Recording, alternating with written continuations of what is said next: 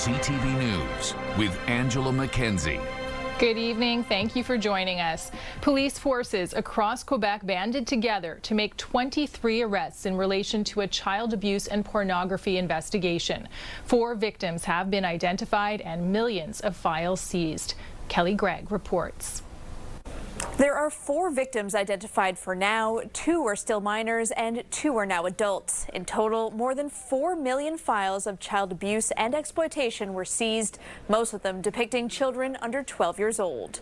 23 men were arrested in connection with this case, ranging in age from 26 to 73 years old. The Sûreté du Québec confirms all the accused have appeared in court on charges of possession, distribution, and access to child pornography. 7 of them remain in custody, and police say those who were arrested don't know each other. Searches and raids were carried out from May 11th to 14th by the SQ and police forces in Montreal, Quebec City, Laval, Longueuil, and Gatineau, with 160 officers involved. So we made a lot of investigation with the Montreal, Quebec, Longueuil, Laval, and Gatineau police services, and we all made the arrestation this week since Monday. It's photos or videos, and it's with child in sexual exploitation activity. The SQ is recommending anyone to report possible instances of online sexual exploitation to Canada's National Tip Line, and they say there are services available for victims. Kelly Gregg, CTV News. Montreal police say a man is facing several charges after he allegedly drugged 4 women without their knowledge before sexually assaulting them. 29-year-old Jean-Philippe Ubuda was arrested on Wednesday. According to police, the assaults happened between last August and January. Ubuda allegedly met the women in bars and then invited them into his home. Investigators believe he might have other victims and are asking people with information to come forward. There are more details on our website, ctvnewsmontreal.ca. Well, police are searching for the driver involved in a deadly crash in Longueuil. A man in his 20s was struck and killed on Taschereau near La Forêt just before 5 this morning. Police closed several lanes while they investigated. They do not yet have a description of the car or the driver. A 59-year-old driver was taken to hospital in critical condition after crashing into a restaurant terrace at around 2:30 this morning in NDG. Police say the man was driving west on Sherbrooke when he lost control and hit the building on the corner of Harvard. There are renewed calls to make Park Avenue safer for pedestrians and cyclists. Matt Grillo has more on the latest push for a new bike path. Suzanne Châtelet. Julie Labelle-Padnaud stood up in front of the mayor and city council. She read the names of 11 cyclists and pedestrians who have died on Park Avenue since 2013. J'aimerais savoir quel est le plan. She asked the mayor what will be done to improve safety on Park Avenue. A long stretch of the road has parking on both sides of the street and space for cars in the middle, but no bike path. Qu'est-ce que ça va prendre pour que ça change? What will it take for something to change, she says. A recently issued coroner's report following the death of a cyclist in September of last year recommends the city put a bike path on Park Avenue. Donc nous aurons à travailler avec l'ensemble des gens. The mayor says she will work with different groups to improve safety. In a statement, she added, "We said during the campaign that we would look closely at the dangerous situation on Park Avenue, and that remains the case. We are currently evaluating the best course of action. Our responsibility is to ensure mobility is better planned, safer, and well integrated for all users." Definitely it cannot stay as is, otherwise within the next year or 2 we're almost sure that we're going to be called for yet another ceremony for a lost life. The Plateau Mont-Royal borough wants to redesign Park Avenue to widen sidewalks and better secure intersections, but needs approval from Soraya Martinez-Ferrada. We want also to study if we can add bike lanes, bike infrastructure in this segment. So we're really open to anything. Everything is on the table. What we want to do is ensure that we don't have any other deaths on that road. Advocates say changes won't be easy. We're going to have to compromise probably on some aspects. Maybe it's going to be the fluidity, maybe it's going to be the parking. But she says it's necessary to keep people safe and save lives. Matt Grillo, CTV News. After boarding the REM this morning, some users were mistakenly taken to the train wash in Two Mountains.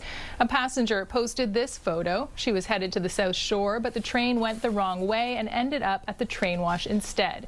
In an email, Pulsar, which operates the REM network, says, "We sincerely apologize for the inconvenience experienced by these passengers. This is an exceptional situation." It adds the train was accidentally directed to the train wash following a manual command from an operator at the control center. Passengers were assisted by crews on site. An investigation is underway. Well, the Plateau Montreal Borough has refused to give a permit to the Portuguese community for an annual event. They are citing Quebec's new law, Bill 9, which bans praying in the streets, as the reason.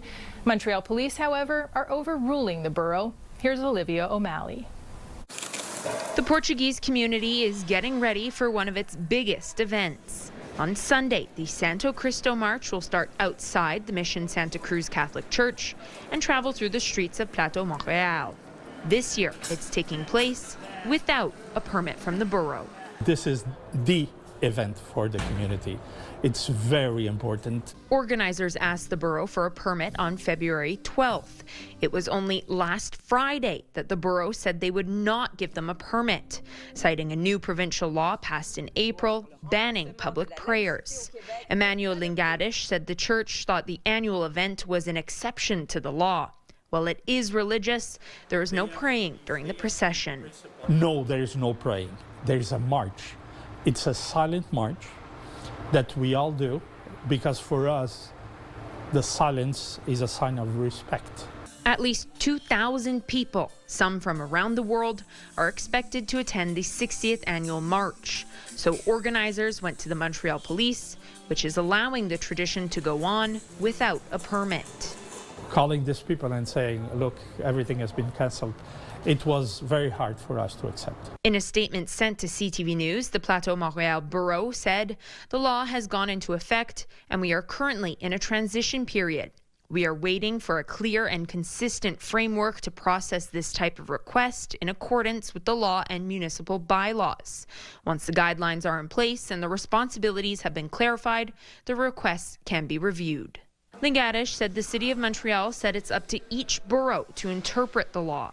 He believes there needs to be one policy for the whole city. We need to have the same thing, uniform for everybody. So events like this one, deep-rooted in community and tradition, can march on. Olivia O'Malley, CTV News. St. Catherine Street in the Village has been turned into a pedestrian mall again, and it's marking the 20th summer of doing so. Over the years, the street between Saint-Hubert and Papineau has been decked out in rainbow-colored balls and Barbie pink street furniture. One of the organizers says this summer the street will feature plenty of entertainment. Starting this weekend, we have an all drag queen and king event, drag queen karaoke tonight, drag king and queen competition tomorrow, and then we have Mexican Pride coming up, Brazilian Pride, because that's a crowd who loves to party, so we're gonna have an all Pride weekend for them, a circus weekend with the Montréal Complètement Cirque. We have Fetish weekend coming up in September, of course Pride beginning of August. There's something happening almost every weekend. She adds the local Merchants Association has been working on improving safety in the area for visitors and residents. Starting this weekend, we have an all drag queen and king event, drag queen karaoke tonight, drag king and queen competition tomorrow, and then we have Mexican Pride coming up, Brazilian Pride, because that's a crowd who loves to party, so we're gonna have an all Pride weekend for them, a circus weekend with the Montréal Complètement Cirque. We apologize for the technical problem there. Major work to revamp the street will begin this fall, and there are plans to make it pedestrian only year-round. Well, several municipalities are waiting until the end of the month to cut their grass. Mow May is supposed to help bees and other pollinators. Denise Roberts looked into whether it actually does. At Parc des Éperviers, there are dandelions everywhere you look. That's because Notre-Dame de l'Île Perrot is among several municipalities in Vaudreuil-Soulanges choosing not to mow the grass until the end of May. It's more than 70% of municipalities in the area who do that. Probably because we do have a lot of agriculture areas. Agriculture depends on pollinators, bees and other insects that feed on wildflowers. Mayor Denis Deschênes says 5 years ago they decided to let the dandelions go to seed. I can't wait for them to be, done and over with like everybody else. But it's not, it's not a thing that we should be cutting just because it doesn't look good enough. That means all municipal properties are left unmowed, except for children's play areas. Deschênes says while many residents here also embrace Mow May, others don't. We understand that it's a choice, and we also understand that scientifically it's being challenged. That's because the No Mow campaign has its roots in England, and dandelions aren't native to Quebec, according to plant ecologist Christy Lovett. Dandelions in their natural environment in Europe are an important food source for native Eurasian pollinators. Over here, the type of pollen they produce actually tends to be a little bit nutritionally unbalanced. She says bumblebees need better nutrition, especially found in wild violets that also sprout up in May. Tree pollen is another go-to source, while grass itself has little nutritional value. And it's not just bees that are hungry after winter. Beetles are our most numerous pollinator, and then we have the hoverflies, butterflies, moths. All of these can also benefit. Lovett says the more biodiversity you can support in your lawn, the better. It is still beneficial to not mow your lawn in early spring, especially in urban areas where there might not be as many native wildflowers or native trees to provide other pollen sources. Giving nature a little more time to take its course. Denise Roberts, CTV News. It's a long weekend, and that means a lot of road work. Work on the La Fontaine Tunnel will affect Highway 25 and Souligny Avenue. Most of that work is at night. The eastbound lanes of the Ville-Marie and Viger Tunnel will be closed from tonight until Monday morning, with the westbound lanes closing Sunday night. There are also closures in the Turcotte interchange over the weekend, and you can expect a lot of congestion around the Bell Centre tomorrow with the Habs back home for Game 6 in the series against the Sabres. There are more details on our website.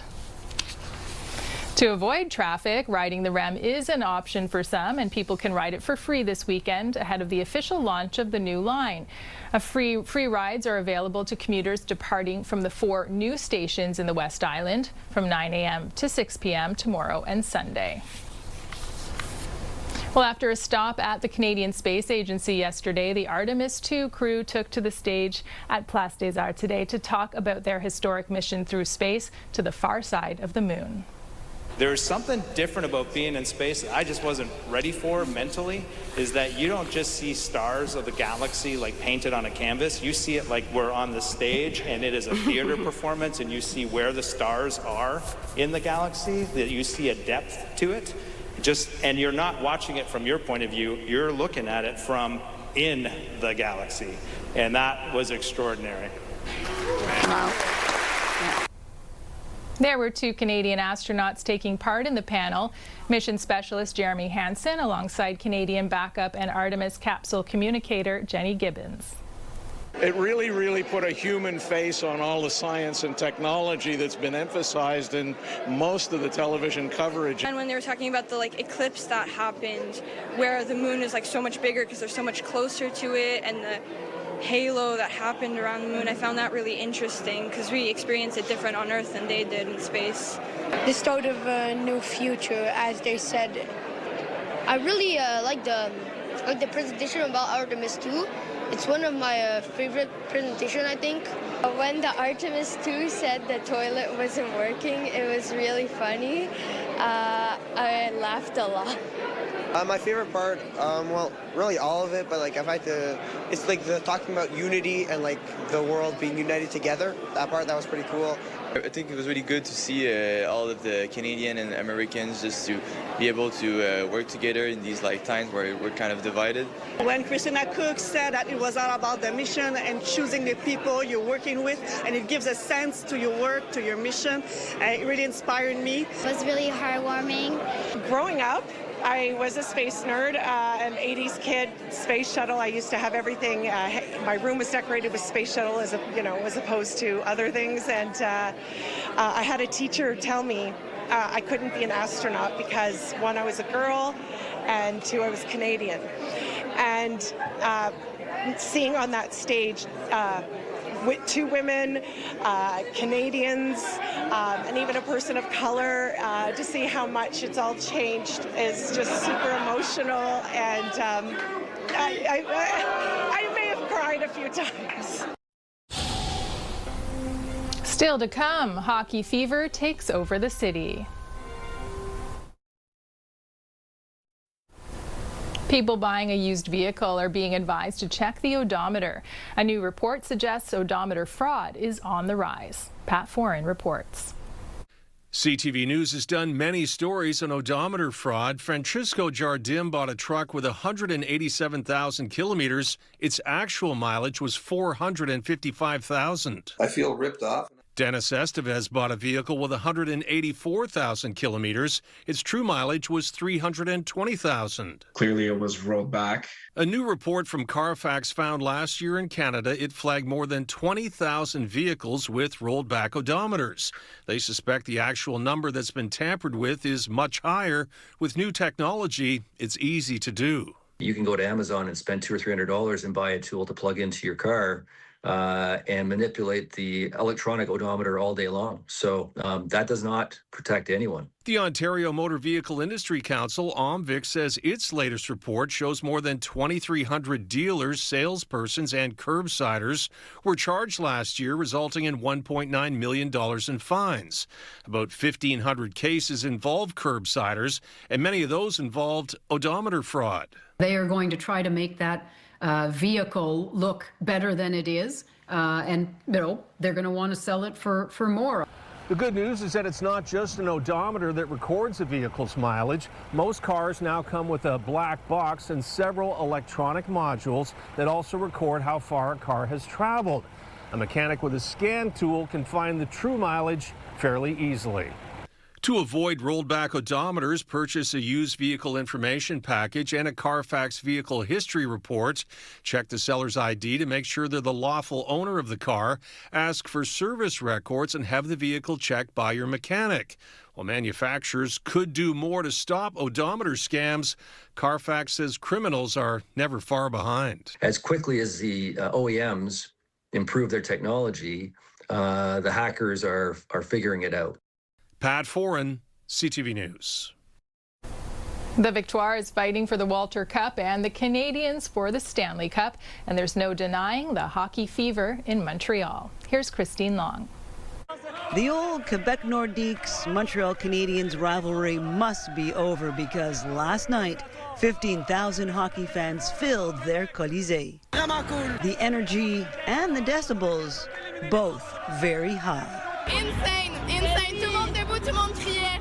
In Westmount, Temple Emmanuel Beth Shalom has been hosting watch parties for both the Habs and the Victoire. We're very happily part of the religious landscape here, and we also know that the religion that Montrealers share is the religion of hockey.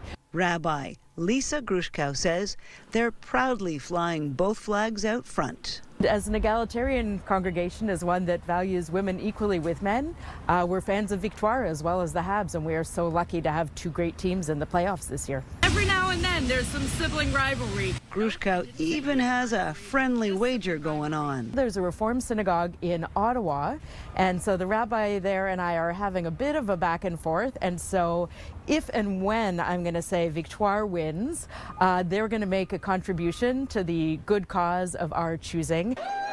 And what are this fan's fearless predictions? I'm going to go for Habs winning back home in Montreal Saturday night. I think that would be a great way to take it. And I got to go Victoire, but Charge is a really good team, so I'm going to say Victoire in 5. Christine Long, CTV News. The Newhook siblings are having a busy spring. Alex Newhook plays for the Canadians, and his sister Abby is also in the pros. Here's Garrett Barry. Montreal's Stanley Cup push has transformed Maverick Sports and Collectibles in downtown St. John's into a sea of red. And taking center stage, Alex Newhook's number 15. If you want one of these, act quick. We just had 3 come in and 2 of them went right away. We've got 1 left here now, but we're sending some up to get done every day pretty much now. Newhook's playoff success has launched him to a new level. All of a sudden, Newhook is Guy Lafleur. 5 goals so far in the series against the Buffalo Sabres and the Game 7 winner against the Tampa Bay Lightning. Right place at the right time has a lot to do with hockey IQ. And he's always been a very, very smart hockey player. Development coach Andrew Piercy has worked with Newhook. He says his sudden breakout is no surprise. And that's not the only Newhook he's taken under his wing. Sister Abby Newhook just finished her rookie season with the Boston Fleet of the PWHL. She was a 5th-round draft pick, but her 7 goals and 7 assists placed her 5th in rookie scoring this year. Most of the time, those types of players don't get as many looks, but she had such a great training camp and then parlayed that into a great season. Maybe they got it from their dad, Sean, a skilled player himself. We kind of joke about, was it in the food? You know, I think it took a lot of everything. It took a lot of hard work and determination. For the Newhook parents, it's been a busy spring, both children competing in their league playoffs. We have been following the kids around, and yeah, it's been super fun just being a part of it and being able to experience it with them.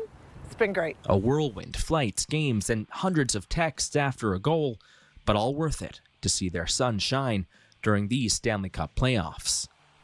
Garrett Berry, CTV News, St. John's.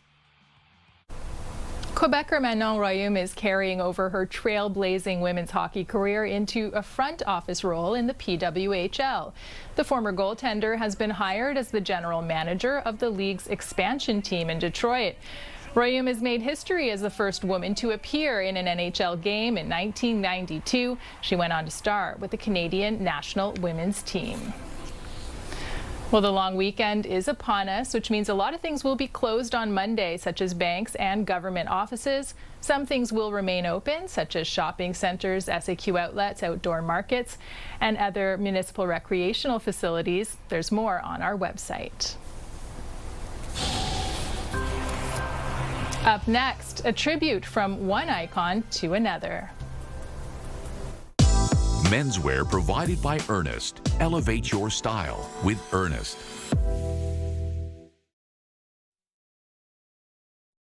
For breaking news and local news that matters to you, download the CTV News app right now by scanning the QR code on your screen using your smartphone.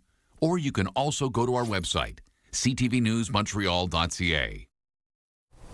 Sir Anthony Hopkins appears to be in Montreal and is paying tribute to an iconic Montrealer.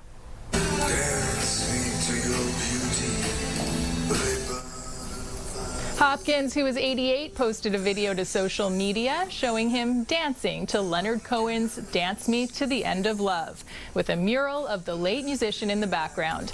The video appears to have been taken from the Four Seasons Hotel. Weather brought to you by Gratian Scaff's 50th anniversary gift event. Get a complete second pair and sunglasses as a gift. Well, we woke up to double-digit temperatures this morning, and that seems to be the trend heading into the weekend. We started off today with a temperature of 13 degrees for both Mirabel and Montreal, and it's about time with our normal daytime high now sitting at 20. But looking to our record high from 1961, that number sits at 30.6 degrees, and we're heading in that direction in the next few days. For tonight, we're looking at another warm one, a temperature of 12 along with a few clouds in the skies. A wake-up temperature of 13 once again tomorrow morning, and we are expecting lots of sunshine and clouds over the course of the day. Setting our futurecast into motion, again, we see these clouds moving through the Montreal area overnight, clearing by 6 in the morning, at which point we should see lots of sunshine for southern Quebec. We do start to see some clouds coming into the greater Montreal area. That's at around 1 p.m. on Saturday, and then that clears out as well for the most most part by tomorrow evening. So temperature-wise, lots of good news. We are forecasting a high of 24 degrees for your Saturday. Sunday's looking like a slightly cooler but still above seasonal temperature of 21 as the daytime high. A return to 24 on Monday is what we're looking at, but Tuesday is expected to be the warmest day next week. So get ready for a high of 27. That's going to feel more like 37 with humidity and some light showers coming in too. That's it for us. For the latest, you can listen to the Joanne Racka Show tomorrow morning at 6 or head to ctvnewsmontreal.ca. Have a wonderful long weekend, everyone. Take care.